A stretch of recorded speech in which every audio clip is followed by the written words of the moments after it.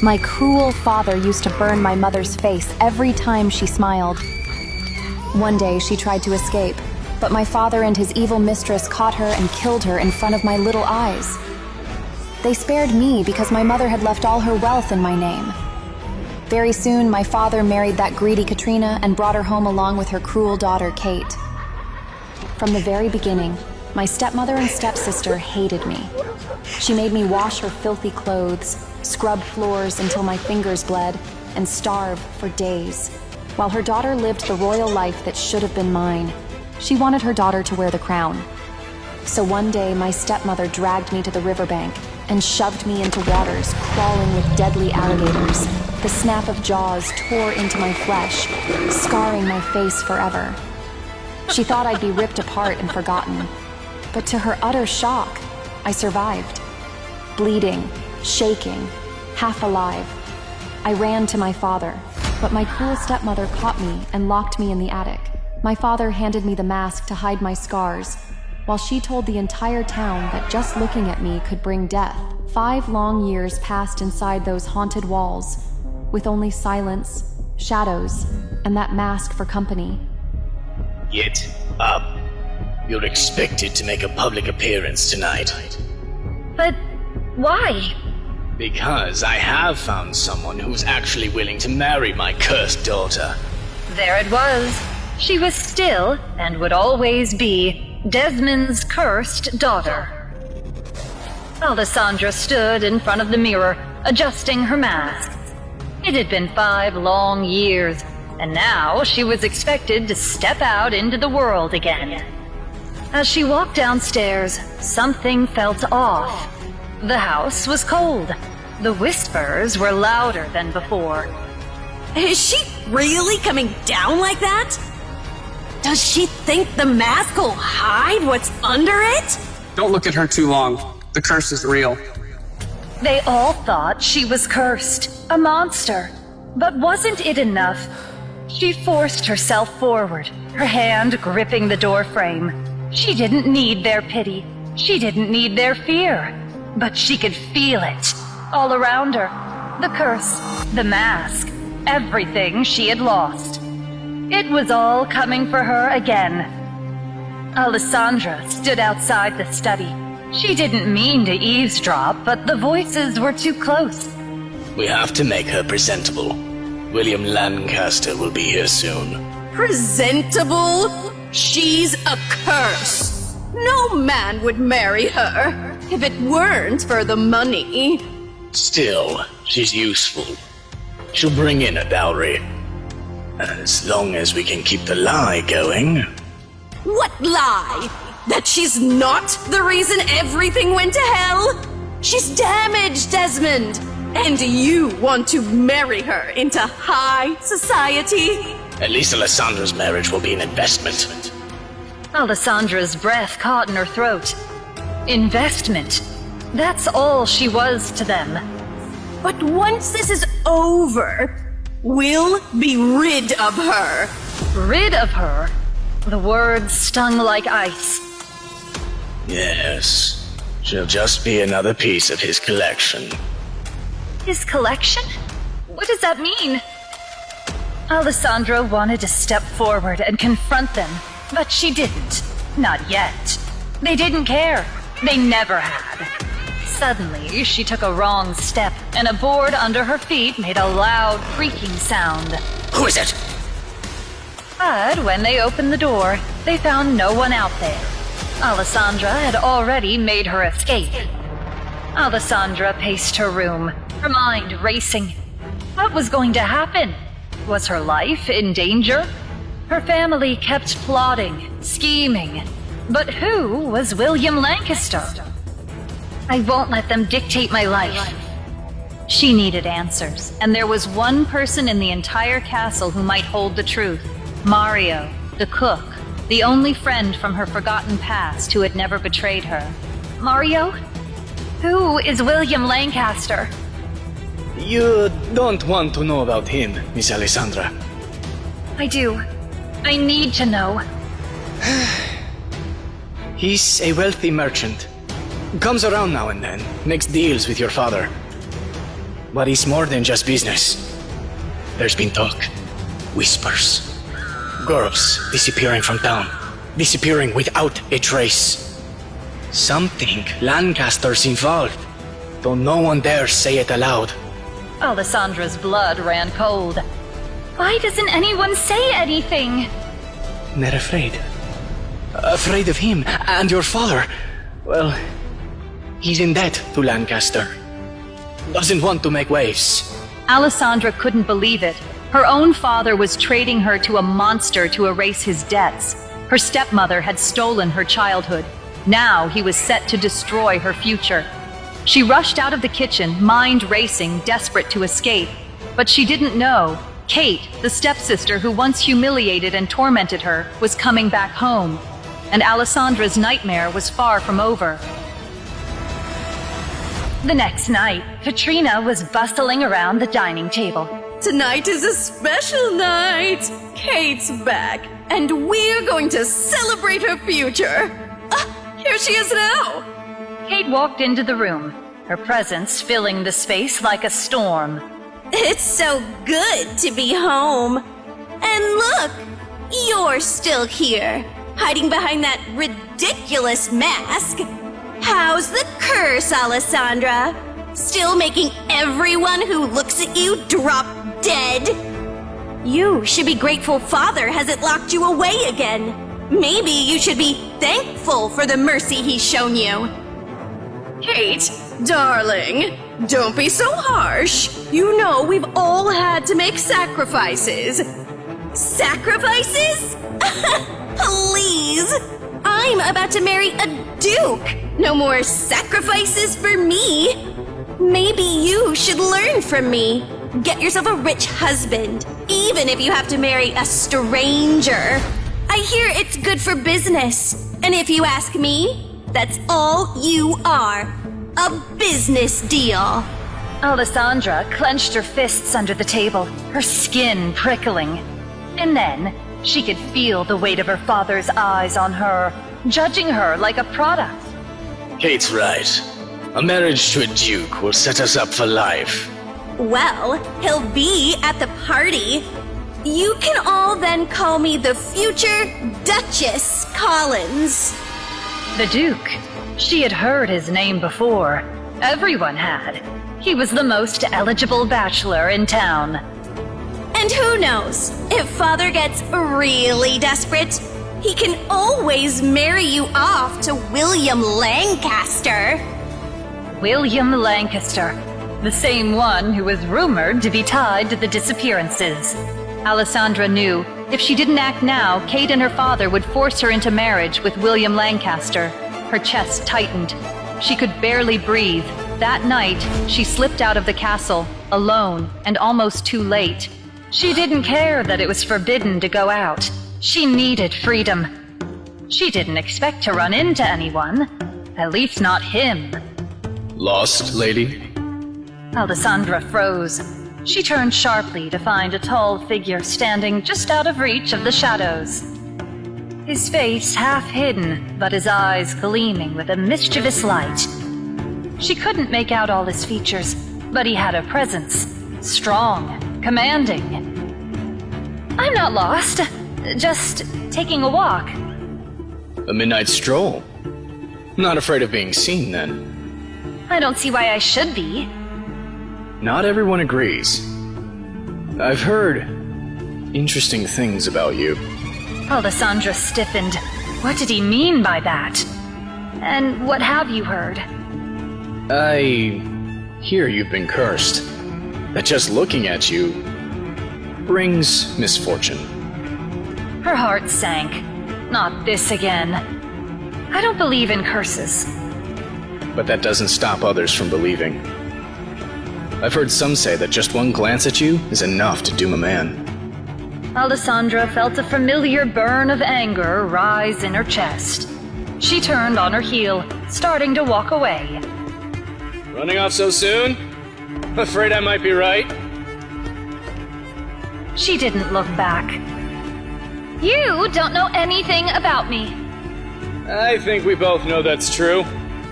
But perhaps we're not so different after all, are we?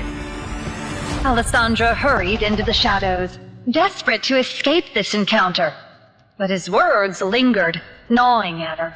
This man had no idea what she had endured over the years. And worse, no one but Alessandra knew how she really got her scars. At midnight, back in bed, Alessandra awoke with her heart racing. She could hear the faint creak of the floorboards. 2 sets of footsteps.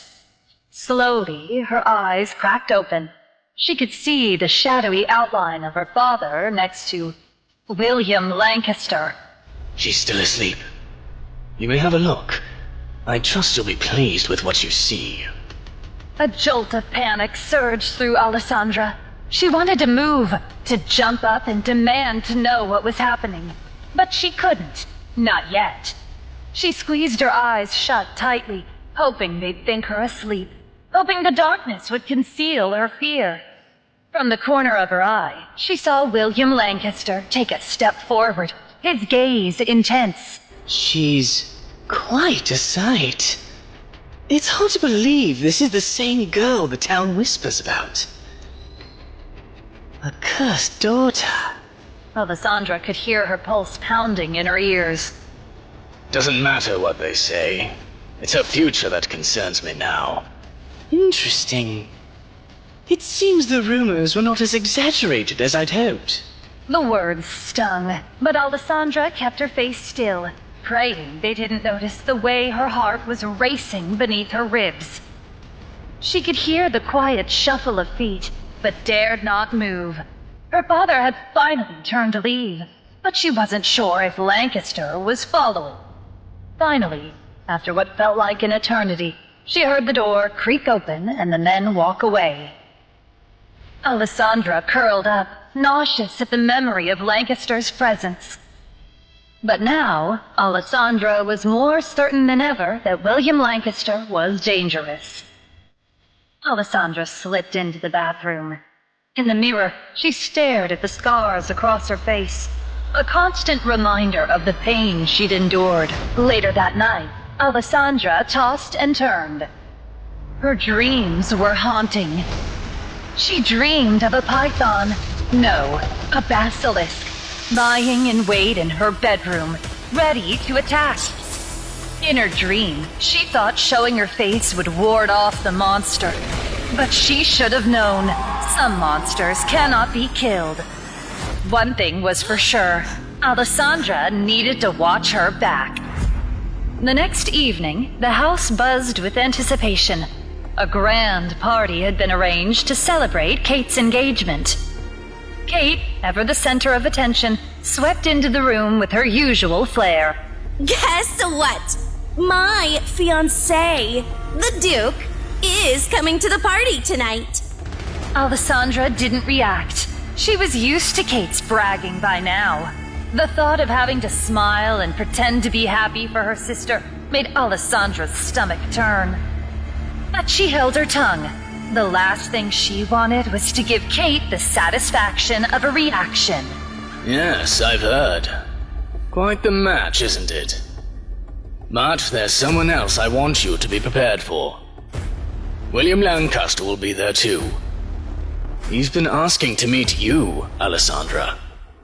The words hit her like a slap. Her stomach dropped. Lancaster, again. Why would he want to meet me? Don't question it, child.